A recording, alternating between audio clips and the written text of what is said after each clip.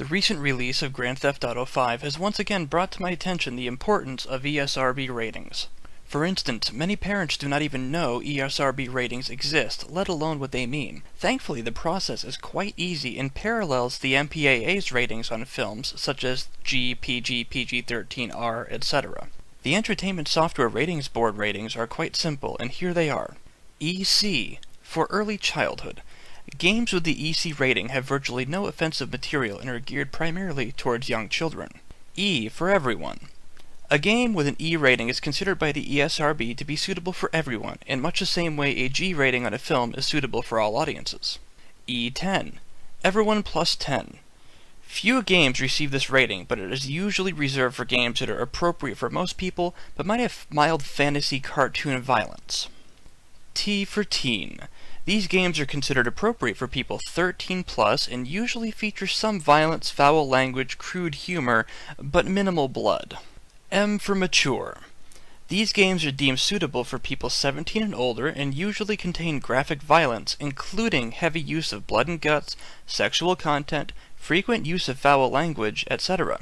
Though the ESRB has no legal influence, few retailers will sell M-rated games to anyone under 17 without parental consent.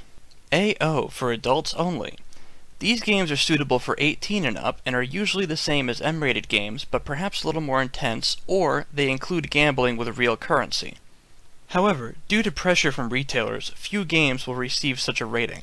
All major game retailers refuse to sell AO titles even though they are not necessarily any worse than M-rated titles.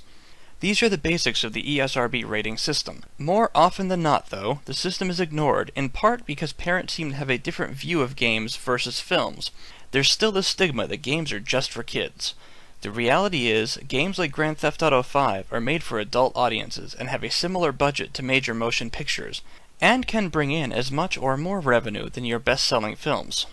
Interestingly, every time a Grand Theft Auto game is released, some level of controversy follows suit. People seem to forget these games are rated M for a reason.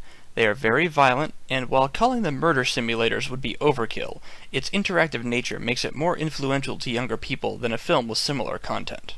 As any retail employee can tell you, most parents don't seem to give a hoot about the ratings on these games regardless of the violence.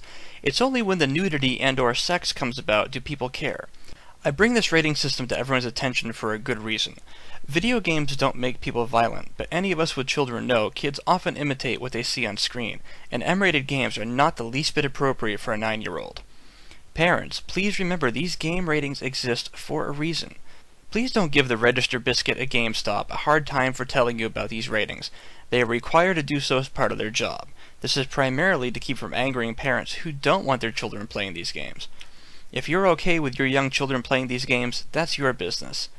Just understand the rating system and why it exists.